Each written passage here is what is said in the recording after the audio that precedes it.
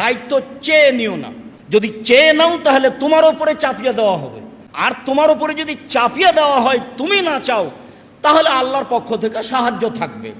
জনাব খালেদ হোসেনের উপরে দায়িত্ব চাপিয়ে দেওয়া হয়েছে মর্মে ইনশাআল্লাহ আল্লাহর পক্ষ থেকে তার উপরে, তার সঙ্গী সাথীর উপরে বিশেষ সাহায্য থাকবে বলে আশাবাদী। মূলত সব কাজ আল্লাহ তাআলার সন্তুষ্টিতে, অল্প দিন বাঁচতে এসে অসন্তুষ্টি নিয়ে বিদায় নিতে রাজি নই।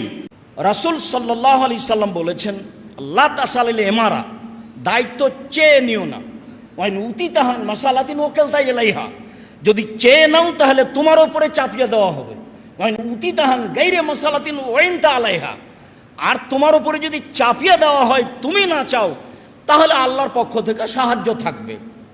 আমরা অত্র বুখারী মুসলিমের হাদিস অনুযায়ী আশাবাদী যে জনাব খালেদ হোসেনের উপরে দায়িত্ব চাপিয়ে দেওয়া হয়েছে মর্মে ইনশাআল্লাহ আল্লাহর পক্ষ থেকে তার উপরে, তার সঙ্গী সাথীর উপরে বিশেষ সাহায্য থাকবে বলে আশাবাদী ইনশাআল্লাহ।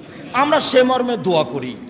আর জনাবের নিকটে আমরা এইটুকু দাবি রাখি যে জামিয়া সালাফের মতো সঠিক আকীদার প্রতিষ্ঠানের জন্য আন্তরিকভাবে দোয়া করবেন, যাতে করে আমরা এই প্রতিষ্ঠানের কাজগুলিকে সামাজিকভাবে উন্নতি থেকে উন্নতির পথে নিয়ে যেতে পারি এবং এই সব কাজকর্ম দিয়ে পরকাল আল্লাহ তাআলাকে সন্তুষ্ট করতে পারি।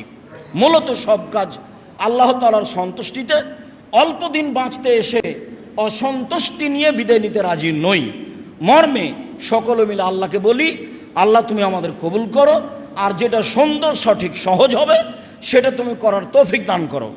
আমরা নিজে থেকে কিছু করতে চাই না, তোমার কাছেই এদেশের ধর্ম বিষয়ক উন্নয়নের জন্য দাবি জানাচ্ছি, তুমি আমাদের কবুল করো, আল্লাহুম্মা আমিন। তোমার দরবারে এই আলোচনা শেষে জোরালো দাবি ও দা রেখে আপাতত আজকের কথা এখানেই শেষ করলাম। আসসালামু আলাইকুম রহমতুল্লাহ।